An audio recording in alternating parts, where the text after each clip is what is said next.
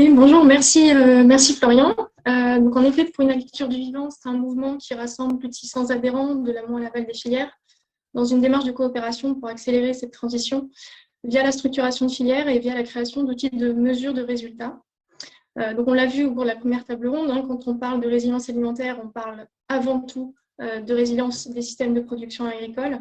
Et là, on va toucher à des systèmes d'une extrême complexité, d'où l'importance des approches collectives pour arriver à adresser ces sujets-là.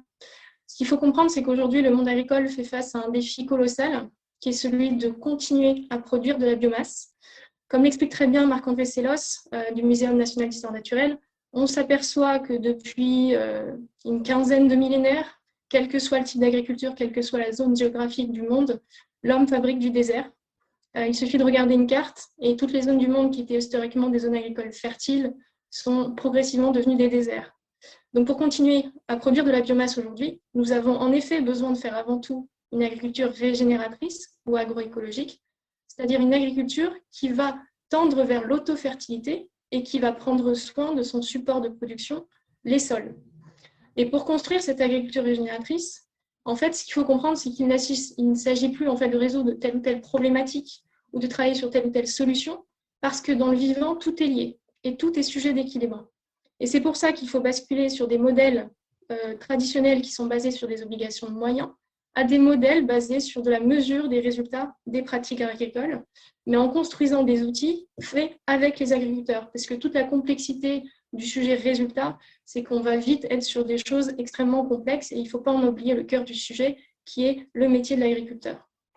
Alors, pour expliquer de quels résultats on parle, pour nous, il y a 5 résultats à viser et à faire progresser en même temps et qui feront la pérennité de cette agriculture de demain. Et ce qui est important, c'est qu'il faut les prendre tous ensemble, parce que ça ne peut être que systémique et ce serait même dangereux de ne pas le faire.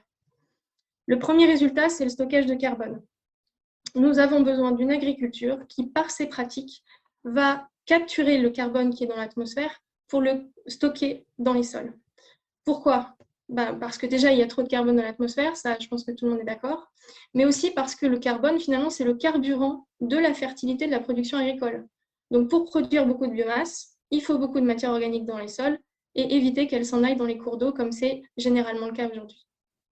Le deuxième résultat, c'est l'usage de l'eau.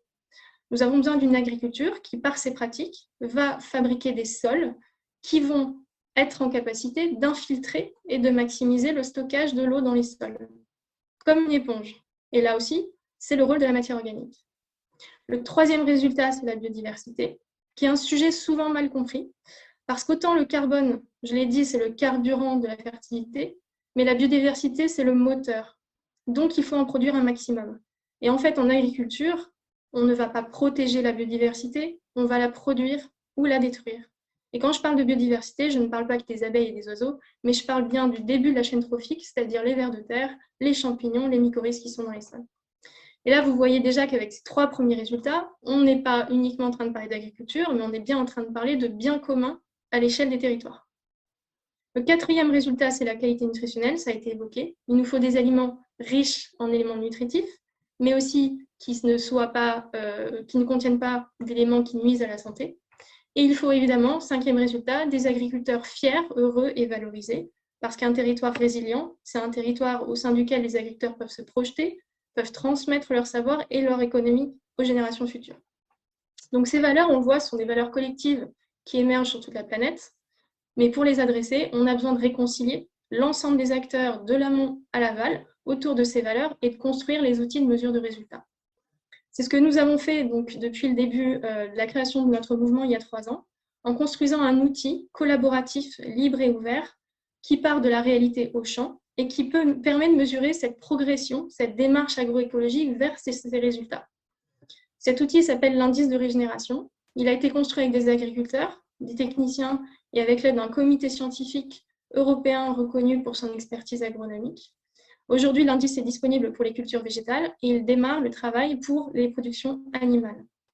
Donc en clair, cet indice, c'est une sorte de boussole de la transition agroécologique qui permet de mesurer la santé des sols, la vitalité des écosystèmes et la diversité des paysages. Et ce, quel que soit le type d'agriculture, qu'on parle de bio, de conventionnel, peu importe. Le sol, c'est pour tout le monde et ses résultats, c'est pour tout le monde. Donc cet indice de régénération, il sera en accès libre à partir de mai via notre plateforme digitale, de manière gratuite pour permettre à tous les agriculteurs de s'évaluer et de progresser dans la régénération de leur système. Mais aussi, et c'est très important, l'objectif, c'était de construire un outil qui aide les agriculteurs, mais qui aide aussi la structuration de filières pour accompagner la création de valeur. Et c'est déjà le cas au sein de notre mouvement, puisqu'on a un certain nombre de filières aujourd'hui qui sont déjà construites autour de cet indice et qui permettent de créer un dialogue spécifique avec chacun des fournisseurs pour construire sa démarche de progrès qui lui est propre. Bien entendu, le travail ne s'arrête pas là. On n'est qu'au début de cette compréhension du vivant et des outils. Et pour changer d'échelle, aujourd'hui, il faut viser la complémentarité entre les politiques publiques et ces démarches privées de filières. Parce que d'une part, les politiques publiques ne pourront pas faire l'impasse de cette régénération à l'échelle des territoires, si on veut résoudre des problèmes de souveraineté, de résilience climatique, mais aussi de problématiques d'accès à l'eau, de pollution. Et d'autre part, un outil commun permettrait que les différentes facettes de la transition entrent enfin en synergie les unes avec les autres.